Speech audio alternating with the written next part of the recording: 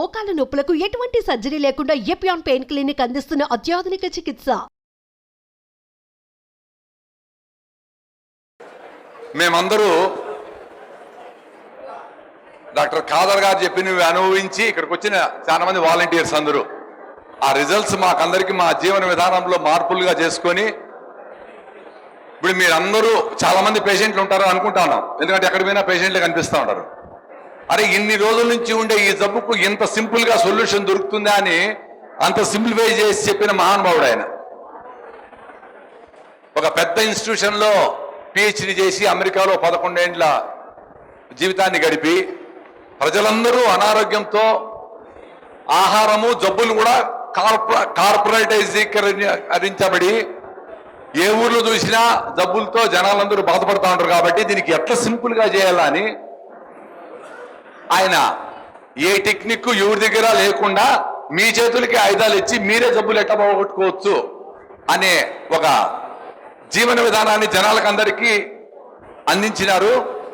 అది ఇప్పుడు ప్రపంచవ్యాప్తంగా వెళ్ళిపోయి మనం ఏదైతే చాలా కష్టం అనుకుంటున్నామో అంత సులువుగా మనము ప్రకృతికి దగ్గరగా బతకొచ్చు అని చాలా సింప్లిఫై చేసి చెప్పినారు. సో మీరు ఇన్ని రోజులు ఈ జబ్బు ఆ జబ్బు అని భయపడిపోయి ఏమేమో L4లు స్కానింగ్లు గీనింగ్లు అని భయపడిపోయి ఉంటారు. వాటికన్నిటికీ సింపుల్గా ఎట్లా అనేది 2 గంటల్లో మీకు డెఫినెట్గా సొల్యూషన్ వస్తుంది. మీరు దాన్ని పాటించాలంతే. మేమందరూ పాటించి ఆనందాన్ని ఆ అనుభూతిని ఆ రిజల్ట్స్ పొందిన దానికే ఎప్పుడో ఒక రోజులో ఒక పూట వినేసి ఫుల్ ఎనర్జీతో హ్యాపీగా ఉండదు. మీరందరూ అట్లా ఉండొచ్చు. ఈ విధానంలో 100 మంది చేస్తే 100 మందికి రిజల్ట్స్ వస్తుంది. ఒకరికి ఎక్కువ తక్కువ అనేం లేదు. దీన్ని జాగ్రత్తగా వినండి. ఆర్గనైజర్ కూడా మీకు సింప్లిఫై చేసిన బుక్స్ రూపంలో కూడా అందించబోతారు ఫ్యూచర్లో. ఇక్కడ దాన్ని ఫాలో కాండి. మీరందరూ గ్రూపులుగా ఏర్పడి మీరు పొందిన ఈ అనుభవాన్ని మీ బంధువులు మీ పెళ్లిళ్ళు ఎక్కడ పోయినా కానీ ఇది డిస్కస్ చేయండి. ముఖ్యంగా మనము ఈ విధానాలని మాట్లాడాలంటే భయపడతాను. ఇన్ని మందులు తిన్నాం ఏడపోయింది ఇప్పుడు మాట్లాడితే ఎట్లా అని మేము అదే పనిగా మాట్లాడతాం. ఎందుకంటే మాకందరికీ ఆ రిజల్ట్స్ వచ్చినాయి. సో మీరందరూ జీవన విధానంలో భాగంగా ఆయన చెప్పే విషయాన్ని అర్థం చేసుకొని ఎక్కడ పోయినా మీరందరూ వాలంటీర్గా ఆయనకి ఇచ్చే గురుదక్షిణ ఏమంటే మీరు ఎక్కడ పోయినా ఇదే మాట్లాడాలా. మిమ్మల్ని అందరూ తిక్కవాళ్ళు అనుకుంటారు ఏమన్నా అనుకోనిలే. మీరు ఎక్కడ పోయినా ఇదే మాట్లాడాలా. పెళ్ళైనా చావైనా బర్త్డే అయినా డెత్ అయినా అరే నాకు బాగా ఎందుకు మీకు బాగుంటాను. నేను ఇక్కడికి బాంబే నుంచి పరిగెత్తుకుంటూ వచ్చినారు. ఒక వారం తింటేనే రిజల్ట్స్ ఉంది అని సార్తో గడపలని వచ్చినారు. వాళ్ళ ఆర్గనైజేషన్ అందరినీ చెప్పించాలి ఆయనతో వచ్చినారు. చాలా తెలివైన వాళ్ళు ఎవరు తెలుసా, యూట్యూబ్లో ఆయన చూసి ఫాలో అయిపోయి గప్చిప్గా వాళ్ళు బాగా అయిపోయి ఇక్కడ రాలా రమ్మని చెప్పలా. మేమేమే వాళ్ళు చాలా తెలివైన వాళ్ళు. మేము ఇంకా దగ్గర ఉండి ఆయనతో పాటు 2-3 మీటింగ్లు గడిపి చూసి మళ్ళా మారినాం. ఇంకా తెలివైన వాళ్ళు ఎవరు యూట్యూబ్లో స్టార్ట్ చేసి వాళ్ళ పాటికి వాళ్ళు హ్యాపీగా ఉంటారు. చాలా మంది హ్యాపీగా ఉంటారు. ఈ సింపుల్ టెక్నిక్ని అర్థం చేసుకొని ఏమీ డౌట్ లేకుండా పక్కన పెట్టేసి ఇన్ని రోజులు మీ మెడికల్ రిపోర్ట్లు ఆ టెర్మినాలజీ అవన్నీ భయపడేటువంటి పక్కన పెట్టేసి 6 వారాలు ఇది స్టార్ట్ చేయండి. 6 వారాల్లో మీకు అద్భుతమైన రిజల్ట్స్ వస్తుంది. ఎందుకు ఏమనేది పక్కన పెట్టేయండి. ఎక్కువ డౌట్లు వద్దు. ఎక్కువ డౌట్లు ఉన్నాయంటే మీకు ఇంకా లేట్ అవుతుంది మీ ప్రాసెస్. డౌట్లన్నీ పక్కన పెట్టేసి చేయండి. మీరు అందరు రిజల్ట్స్ మీ సొంతం అవుతుంది. Thank you very much. ఇప్పుడు మీరు అందరూ ఎదురు చూస్తున్న కాదరవల్లి సార్ గారిని సవినయంగా మాట్లాడాల్సిందిగా కోరుతున్నాను.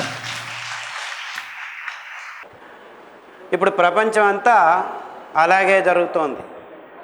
ఎందుకంటే మొదటిసారిగా తల్లి పాలను కాదని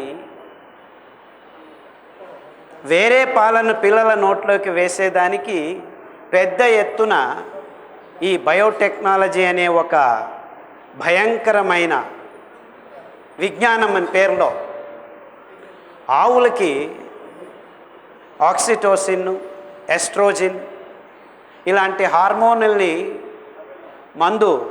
చుచ్చుమద్దులుగా చుచ్చి ఎక్కువ పాలు ఉత్పాదన చేస్తున్నామని చెప్పి బయోటెక్నాలజీ పేరులో ఒక ఆవు 15 లీటర్లు 20 లీటర్లు ఇచ్చేట్లు చేసుకొని ఆ పాలను పిల్లల నోట్లోకి వేసి పాలు పరిపూర్ణ ఆహారం అని విజ్ఞానపు పుస్తకాల్లో రాసి అందరి తలల్లో పాలు తాగితే మీకు కాల్షియం వస్తుంది, కాల్షియం చాలా మంచిది అని నూరి పోసి ప్రపంచంలో ఉన్న ప్రతి ఒక్క పాప పిల్ల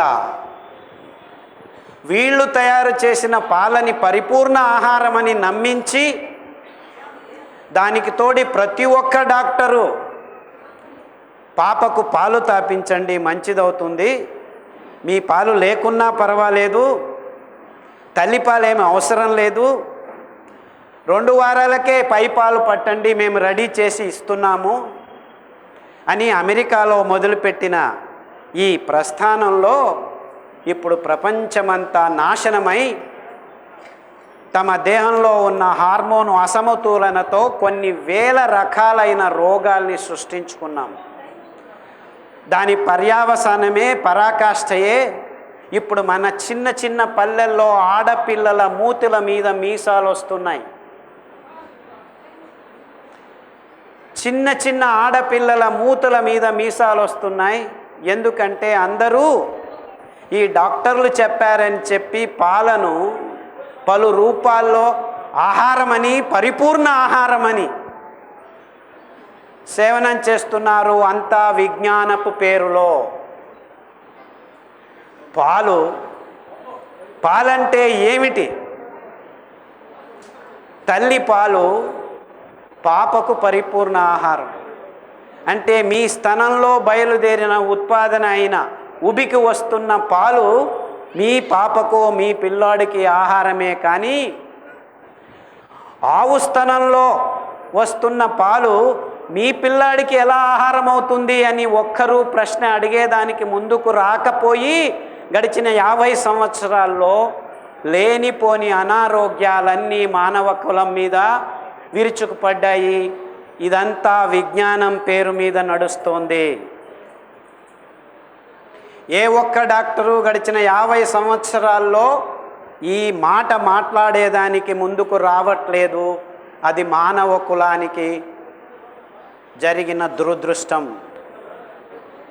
ఈ పాలు యథేచ్ఛగా అందరూ తాగటం, పిల్లలకు తాపటం కాకుండా అందరూ కాఫీలు, టీల రూపంలో తాగడం మొదలుపెట్టారు. ఆ పాలకు తోడుగా చక్కెర, కాఫీలో కెఫీను, టీలో కెఫీను వేసుకొని ప్రతి ఒక్క మానవుడు ఈ భూమి మీద కనీసం రోజుకు 2 ఛాయ్లు, 2 టీలు లేకపోతే 2 కాఫీలు తాగకుండా ఉండలేని స్థితికి వచ్చేశారు. అంటే ఇదంతా అందులో పాలు మంచిది కాదు, చక్కెర మంచిది కాదు, కాఫీను మంచిది కాదు. కెఫీన్ అనేది పాలల్లో టీలో ఉంది, కాఫీలో ఉంది. ఈ 3 పదార్థాలు మనిషికి మంచివి కానప్పుడు అందరూ కోట్ల వాణిజ్యీకరణ ఆశతో ప్రపంచంలో ఉన్న కొండ చర్యల్ని నరికి కాఫీ ఎస్టేట్లు, టీ ఎస్టేట్లు రెడీ చేసి డ్యాములు కట్టి నీరు సాగుబడి చేసి వేల చదరపు ఎకరాల్ని నాశనం చేసి చెరుకు పంటను పండించి చక్కెర కోసమని చెప్పి ఒకవైపు సారాయి తయారు చేస్తూ మొత్తం ప్రపంచంలో ఉన్న సహజమైన నీటి వనరుల్ని నాశనం చేసి అందరి నోట్లలో ఒక్క చెంచా కూడా పోకూడని పదార్థం చక్కెర. ఎందుకంటే చివరిలో మన పచననాళము తయారు చేయాల్సిన పదార్థం అది. మనం ఏం తిన్నా చివరికి రక్తానికి చేరవేయాల్సిన పదార్థము గ్లూకోజ్ ప్లస్ ఫ్రక్టోస్ చక్కెర అవుతుంది, సుక్రోస్ అవుతుంది. అంటే చివరి పదార్థం మన దేహంలో మనము తయారు చేయాల్సిన పదార్థాన్ని మొదటిగానే పొద్దున లేచిన వెంటనే టూత్ పేస్టులు, కాఫీలు, టీల రూపంలో 5 గ్రాములు నోట్లో వేసుకుంటున్నాం. ఇది మన రోగ నిరోధక శక్తికి అతి భయంకరమైన పెట్టు. అంటే మీరు 1 చెంచా నోట్లో చక్కెర వేసుకుంటే మీ రోగ నిరోధక శక్తి 6 నెలలు తగ్గిపోతుంది. కానీ ఇంతవరకు ఏ డాక్టరు మీ పిల్లాడి నోట్లోకి పాలు వేయొద్దండి, పాలకు చక్కెర వేసి వేయండి అని చెప్తున్నారు. పాలలో చక్కెర వేసి రుచి చూసి పిల్లాడి నోట్లో వేస్తున్నారు 1 నెల 2 నెలలకే. ఆ పాలు ఇవ్వటం వల్ల పిల్లాడికి ఆ పాపకి ఎన్ని రోగాలు వస్తున్నాయంటే రోగనిరోధక శక్తి తగ్గిపోయి చలి వైరస్ రోగాలు అన్నీ వస్తుంటే రండి మా దగ్గరికి ట్యాబ్లెట్లు ఉన్నాయని డాక్టర్లు వారానికి 2 వారాలకు యాంటీబయాటిక్ కోర్సులు రెడీ చేసి కూర్చున్నారు. అంటే ముఖ్యంగా మీకు అందరికీ అర్థం కావాల్సింది ఏమిటంటే మనం తినకూడని పదార్థాలని ఇవే మంచి పదార్థాలు, ఇవే వైజ్ఞానికంగా మీకు కావాల్సినటివి అని చెప్పించి ఈ పాలు, చక్కెర, కాఫీలు గడిచిన 40-50 సంవత్సరాల్లో బిజినెస్ కోసమే ఈ సైంటిస్టులు దీన్ని తయారు చేశారు అని ఎవ్వరూ చెప్పట్లేదు. ఇంతవరకు అగ్రికల్చర్ యూనివర్సిటీ వాళ్ళు చెప్పట్లేదు, డాక్టర్లు చెప్పట్లేదు, విజ్ఞానులు చెప్పట్లేదు. ఈ బిజినెస్ మోడల్, ఎకనామిక్ మోడల్లో మన ఆహారాన్ని తయారు చేసుకొని కూర్చున్నాము. అదే ఆహారం అనుకొని మీరందరూ తింటుండడం వల్ల మీ ఆరోగ్యం చెడిపోతూ ఉంటే ఏమీ ఇబ్బందులు లేదు. మేము ఇంకా కెమికల్స్ రెడీ చేసి కూర్చున్నాము, ట్యాబ్లెట్లు ఉన్నాయి, రండి ట్యాబ్లెట్లు తీసుకోండి అంటున్నారు. ఈ పాలు 5 సంవత్సరాలు సతతంగా మీ పిల్లలకు తాపితే మీ ఆడపిల్లలందరూ ప్రపంచంలో 14 సంవత్సరాలకి ముట్టు కావాల్సిన పిల్లలు 8 సంవత్సరాలకు ముట్టవుతున్నారు ఇప్పుడు. ఈ విషయం గురించి ఏ డాక్టరు మాట్లాడటం లేదు. అలాగే కంటిన్యూ చేస్తున్నారు మీరు పాలు, కాఫీలు, టీలు తాగటం.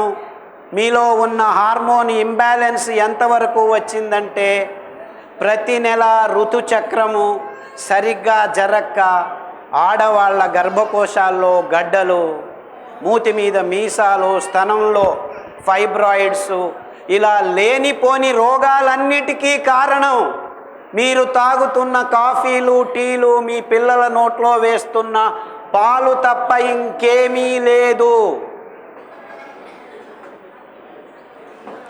ఈ పాలు పాలు పాలు అని మొత్తం ప్రపంచమంతా పాలను పలు రూపాల్లో సేవించడం మొదలుపెట్టిన తర్వాతే ప్రపంచంలో ఆడవాళ్ళకి ఇలాంటి భయంకరమైన రోగాలు వచ్చాయి. అంతకుముందు గడిచిన 100 సంవత్సరాల క్రితం పాలు ఎక్కువగా ఎవరూ తాగట్లేదు.